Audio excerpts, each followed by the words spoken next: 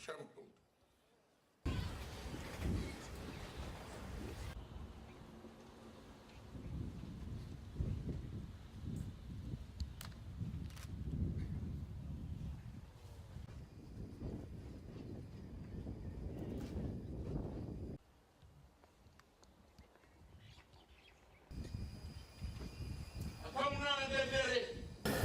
Nisambola, Namaste, good afternoon, Phyrexia. As you know, the Honourable Prime Minister was to have been chief guest today. He has remained in Suva to attend a funeral for a close family member, hence my standing in for him. Indeed, had I not been here, I also would have been at the same funeral. When agreeing to the Commissioner's urgent request, I beseeched him to consider trimming down the various ceremonies of welcome. I said that I felt a bit of a fraud. The Commissioner would have none of it. I understand there's been some trimming. Well, that was very generous of him, and I wish to thank all of those involved in the ceremonies and for the dignity of the proceedings accorded. They were indeed fit for the marking of this significant event. The commissioning today is for the new Lautoka Remand Centre. These works are part of an ongoing program for improved facilities in the Corrections Service. Now there are 2 new remand blocks. Construction started on Block 1 in 2014. Works were completed by Western Builders Limited, the contractors, in June 2015 for a project cost of $1.6 million. Construction commenced on Block 2 in December 2016. The contractor was Pernix Fiji Limited, and the project cost $1.3 million. Works were completed in March 2017. Both blocks can accommodate combined a total of 190 remandees. This brings the total capacity for the remand centre to 292 remandees. The old block will continue to be used, and the old block itself will undergo renovations, it is hoped, in 2017-2018. The centre will be manned by 58 corrections personnel. A new administration block was built by Coke Construction Fiji Limited, starting in June 2015, and was completed in October of the same year. These new blocks will alleviate the overcrowding issues at the Lautoka Remand Centre. I am told there are 163 remandees as at the 26th of April 2017, held in the Remand Centre, a facility that can now accommodate a maximum of 292 remandees. This increased capacity is greatly to be welcomed. There are other projects which I should tell you about. A new female remand centre with convict centre was built in 2015 for a cost of $1.5 million. Coke Construction Limited built this building between July and November 2015. It will be brought into use as soon as the administration block and the internal and perimeter security fencing, respectively, are completed. The female remand centre has a capacity of 24 remandees, and the convict centre also 24. The female centre will be manned by 25 corrections personnel.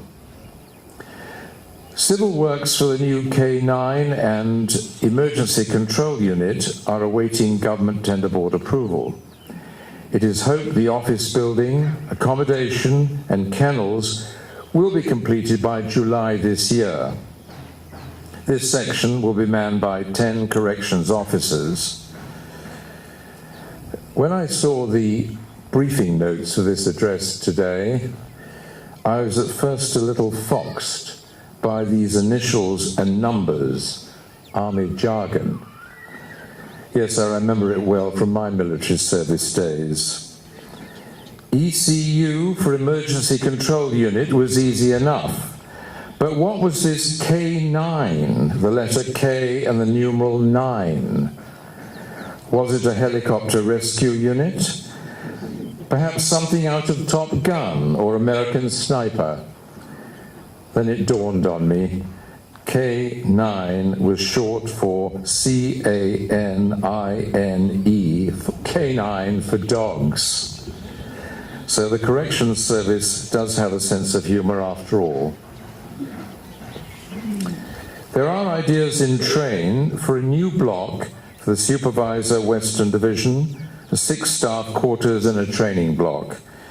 When all of these are completed, we're going to see a significantly enlarged and improved facility at Lautoka for the Corrections Service.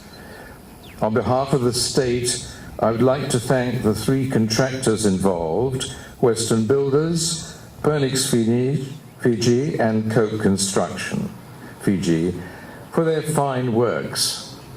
I thank too the architects, draftsmen, engineers and other sub-consultants, as well as the instructing and liaison staff from Corrections in combining together to produce appropriate buildings for the functions required.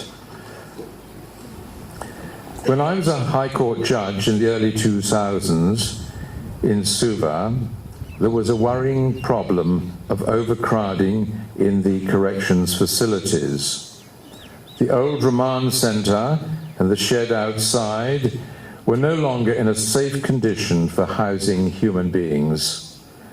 The engineers had condemned the remand center many times over 30 years as being unfit and unsafe. Still it was used, and governments let the situation continue. The judges ordered a view of the prison. After initial non-cooperation, we were granted access together with the Human Rights Commission, the Prosecution and Defense Council.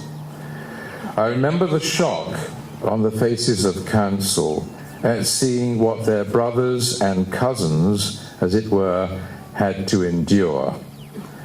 Rain came in from the windows, the mattresses were damp, there was water on the floors of the cells, the place smelt badly.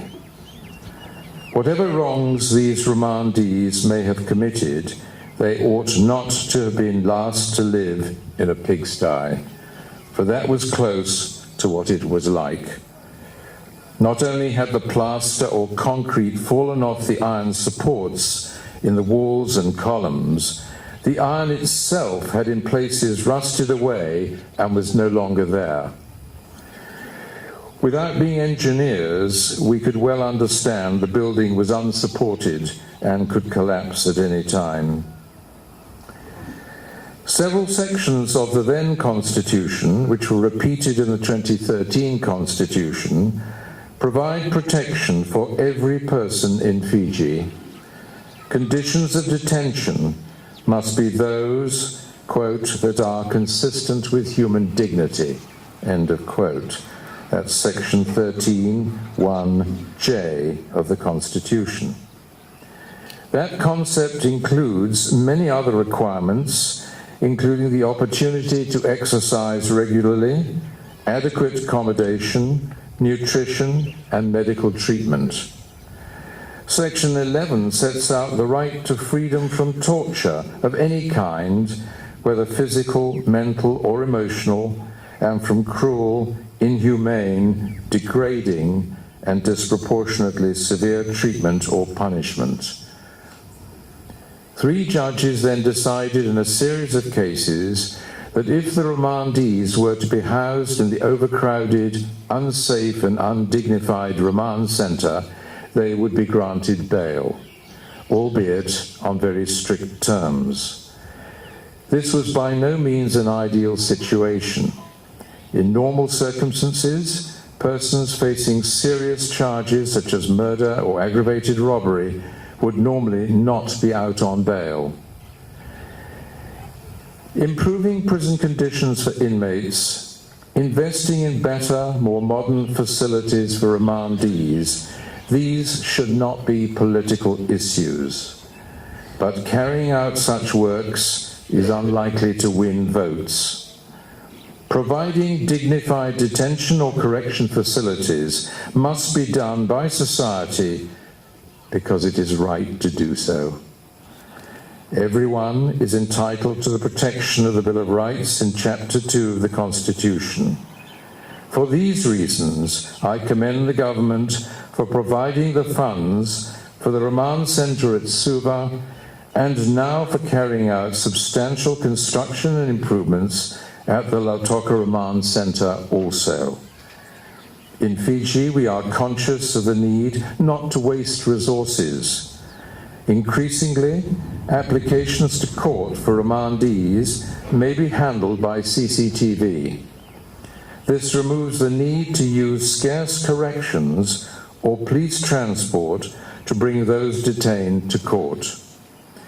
This would be used for bail applications, pre-trial conferences and mentions, but not, of course, for the trial itself.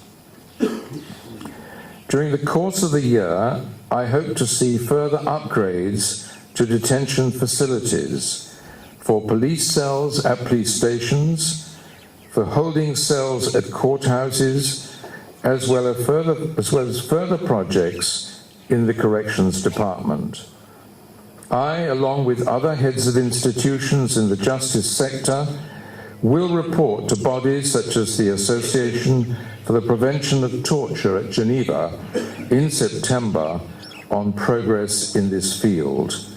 The Legal Aid Commission, the Fiji Human Rights and Anti-Discrimination Commission, the Director of Public Prosecutions, the police, and the private bar are involved in this work. For the reasons I have given of the past history in this area, I am especially delighted to commission the new Lautoka Remand facilities. Thank you for your kind attention.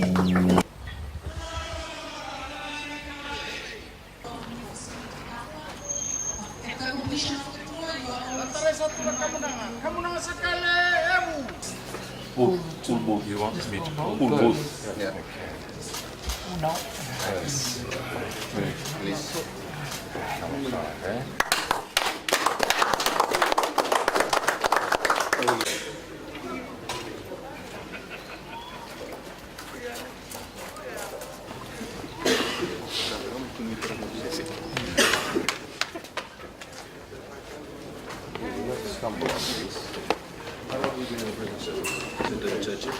If you have executions,